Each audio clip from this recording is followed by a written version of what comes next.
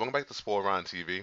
Today I'm going to be doing a reaction to someone who suggested in the comment section some of my videos, like over a month ago now. It's been a while since I've actually addressed this topic or this political figure, if you want to call him that. His name is Milo. His last name I can't pronounce, but he was suggested to me in the comment section of one of my Ben Shapiro videos to at least do a reaction to one of his speeches or one of his controversial statements. He's gotten into a lot of trouble recently, depending on when you watch this video.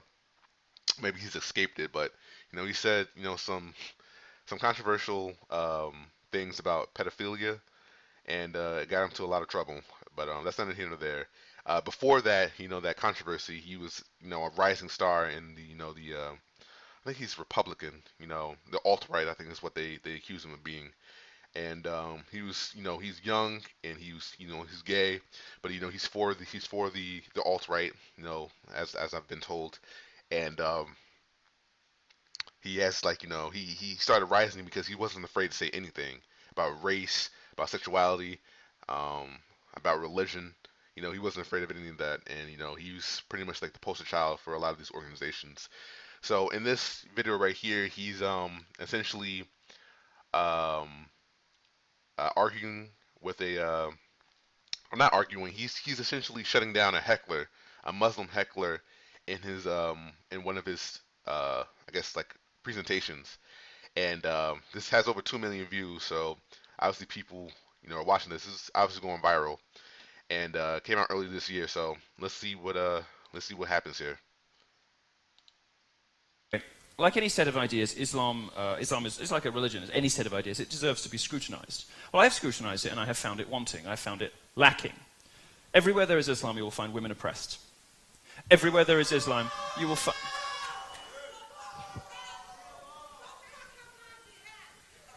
You're wearing a hijab in the United States of America. What is wrong with you? Oh, excuse my language. He has a little police uniform. Why does he have a little police uniform? Alright, yeah, but alright, the USA is unnecessary. There's no reason for that. And the police are here. You see, they want to shout you down by saying, oh, what about me? I'm not so oppressed. Well, let's move on from women. If you don't care about female genital mutilation, don't care about forced marriages, don't care about acid thrown in the faces of your Islamic sisters, if you don't care about any of those things, fine. Oh. Let's talk about gays instead. In 12 Islamic countries, I could be killed for my sexuality. Is that okay? True. That's true. 100 million people live in countries where it is illegal to be homosexual. All of those countries are Islamic. This is not an ISIS thing. You will see gays being thrown off the roof in ISIS-controlled territories. But this has nothing to do with terrorism. This is mainstream Muslim culture. Your religion does it everywhere your religion exists. It is a threat, an existential threat to gay people.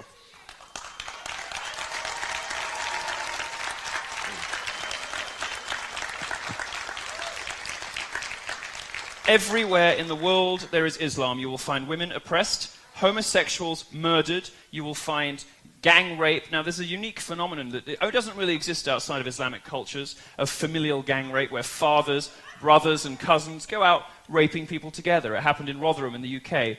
And the liberal establishment in the UK didn't investigate this because according to a government report, not a far right-wing blog, according to a government report, 1,400 young girls were raped in racially or religiously, as you choose to define it, motivated crimes because both the police and the authorities were too scared of being called racist to intervene. And this pattern repeats itself everywhere there is mass Muslim immigration. Wow. My suggestion to you, America, is that you don't need it here. Learn your lesson from 9/11. Learn your lesson from Orlando.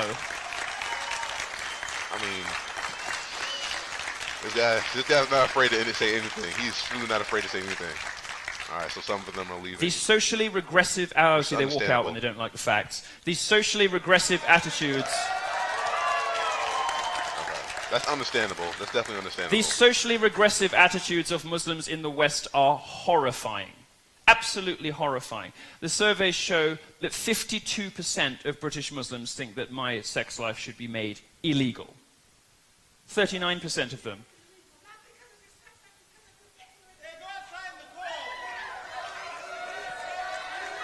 Alright, so the police are trying to shut her down, and she's trying to escape Why are them. you You know, leaving? obviously. Why are you leaving? Don't you want to talk about numbers? Are you embarrassed? Are you embarrassed? Are you embarrassed of the hateful culture that surrounds your religion, that oppresses women and murders homosexuals and commits unspeakable acts of terrorism? Are you ashamed of it? Would you like to talk to us about why there's no global Muslim peace movement? Wow. Because I This hear guy. lots of very upset people at my talks complaining about statistics they can't refute. I don't hear a lot of Muslims standing up against terrorism. Or whether it is some of the Islamic hate crime hoaxes we've been seeing more recently. And these happen with alarming frequency. In fact, I've struggled to find, my research team has struggled to find a supposed hate crime against Muslims on an American college campus that did not turn out to be fake. I'll tell you about some of them.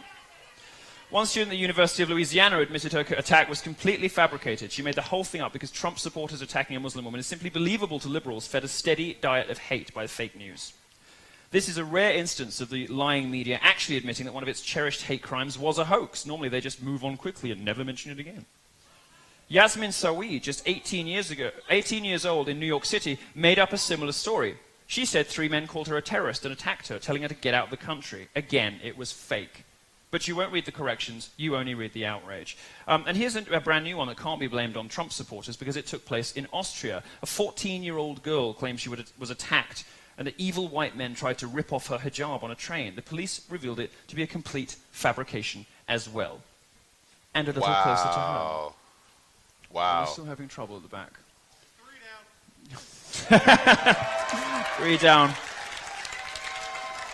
I think if you take the second left, the airport is just Oh, Actually, no, we don't want them there, do we? Oh, what? It's a bit of a problem, Oh, actually. no. I hadn't really thought this through. Oh, what?